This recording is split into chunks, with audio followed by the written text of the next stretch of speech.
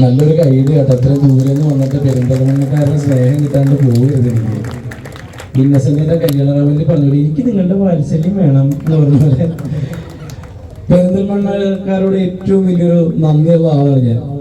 അത് വേറൊന്നും കൊണ്ടല്ല, എൻ്റെ ആദ്യ സിനിമ ഞാൻ ജീവിതത്തിൽ ഏറ്റവും കൂടുതൽ ആഗ്രഹിച്ചത് ഒരു നായകനായിട്ട് ഒരു സിനിമയെങ്കിലും ഒരു സിനിമ അഭിനയിക്കണമെന്നായിരുന്നു. ആ സിനിമ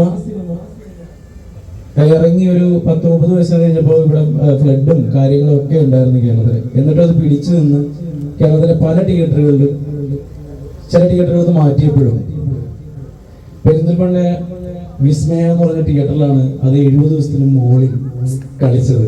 അത് നിങ്ങൾ കണ്ടിട്ടാണെന്ന് എനിക്കറിയാം. എന്റെ എല്ലാ സിനിമകളും ഇവിടെ നന്നായിട്ട് ഓടാറുണ്ട്. അത് മാർഗംകളി ആയിക്കോട്ടെ, ഈവൻ വെടിക്കെട്ട് ആയിക്കോട്ടെ.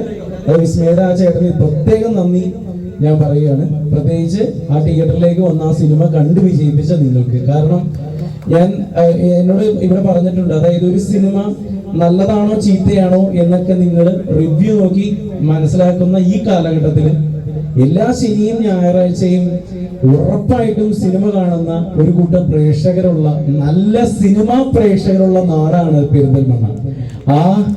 ആ പെരിന്തൽമണ്ണയുടെ മണ്ണിലേക്കാണ് ഞങ്ങൾ കൂടൽ എന്ന് പറയുന്ന സിനിമയുമായിട്ട് നിങ്ങളുടെ മുമ്പിലേക്ക് എത്തുന്നത്.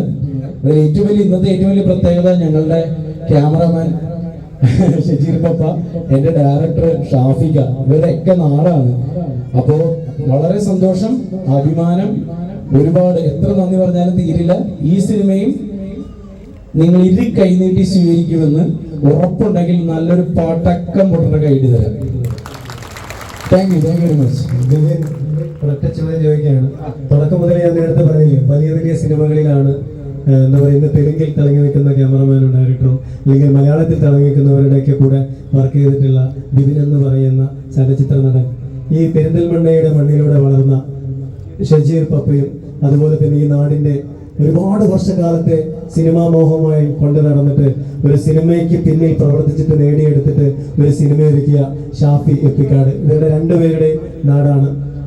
അവരുടെ രണ്ടുപേരുടെ സിനിമയിൽ അഭിനയിച്ചപ്പോൾ നിങ്ങൾക്ക് ഉണ്ടായ ഒരു അനുഭവം, അവരെ കുറിച്ച്.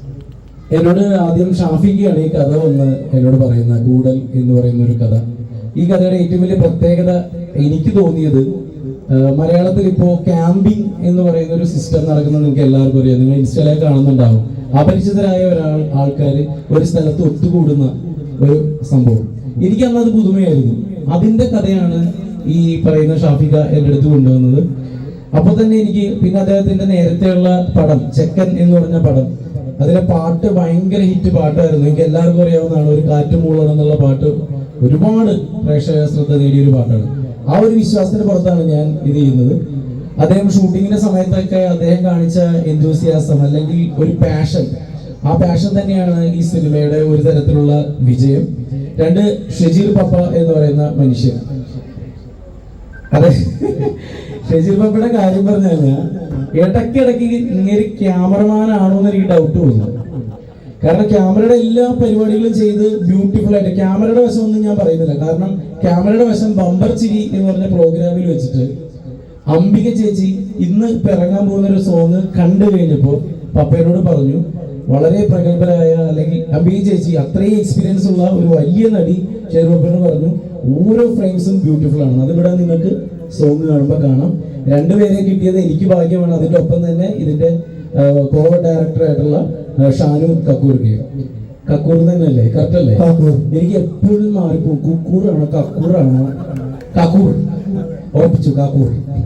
Okay, thank you. ഒരുപാട് സന്തോഷം വിപിൻ. ഇന്നത്തെ ഈ നമ്മൾ കുറച്ച് ദിവസമായിട്ട് ഈ ഒരു പ്രൊമോഷനായിട്ട് ഒരുപാട് സ്ഥലത്ത് പോകുന്നുണ്ട്. പക്ഷെ അതിൽ ഏറ്റവും ഭാഗ്യം കിട്ടിയ ഒരു നാട് പെരിന്തൽമണ്ണയാണ്. ഈ സിനിമ ഒരുപാട് പേർക്ക് പ്രതീക്ഷ നൽകുമ്പോൾ ഈ സിനിമയിലെ ആദ്യ സോങ്ങിന്റെ ലോഞ്ചിങ് പെരിന്തൽമണ്ണയിൽ വെച്ച് നടക്കുകയാണ്.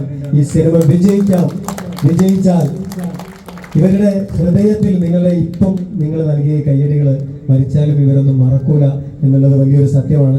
ഇതിന്റെ ലോജികമായിട്ട് പെരിന്തൽമണ്ണയുടെ മണ്ണില് എന്താ പറയാ, സിനിമയെ പരിചയപ്പെടുത്തിയ, ഒരുപാട് സിനിമകൾക്ക് സംവിധാനം നിർവഹിച്ച, ഒരുപക്ഷെ നിർമ്മാതാവായിട്ട് ഈ ഒരു നാടിനെ ലോകമെമ്പാടും അറിയിച്ച സമദ് മങ്കട എന്ന് പറയുന്ന നമ്മുടെ പ്രിയപ്പെട്ട അദ്ദേഹമാണ് ഈ പാട്ടിന്റെ ഈ കൂടൽ എന്ന് പറയുന്ന സിനിമയുടെ പാട്ട് ലോഞ്ച് ചെയ്യാൻ പോകുന്നത്. നിറഞ്ഞ കയ്യടിയോടുകൂടെ ഈ വേദിയിലേക്ക് ആ വലിയ മനുഷ്യനെ ഞങ്ങൾ ഹൃദയപൂർവ്വം സ്വാഗതം ചെയ്യുകയാണ്. ഞങ്ങൾക്കൊക്കെ